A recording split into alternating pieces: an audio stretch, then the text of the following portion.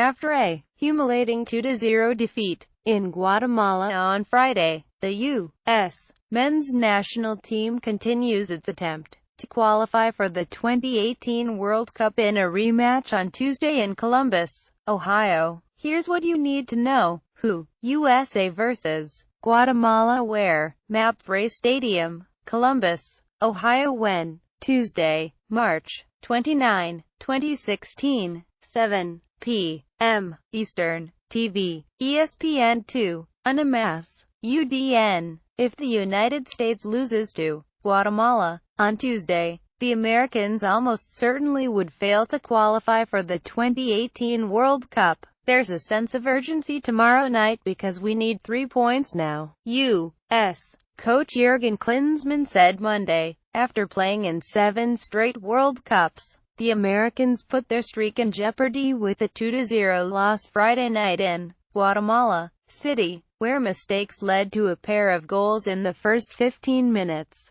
The Americans had been unbeaten in 21 games against Guatemala since 1988. N.J. star Tim Howard to play in USA. We came back here in a must-win situation, U.S. forward Clint Dempsey said. Trinidad and Tobago, 2-1, leads Group C with 7 points at the halfway point. Guatemala, (2-0-1), is 1 point back. The U.S. 1-1-1, has 4 points and St. Vincent, 0-3, is last. The top 2 teams advanced to the Six Nation Finals of North and Central America and the Caribbean, with Trinidad likely to win at home against St. Vincent. Another loss to no. 95. Guatemala would leave the 30th-ranked U.S. 5 points out of second place with 2 games left, and Guatemala finale is at home against 141st-ranked St.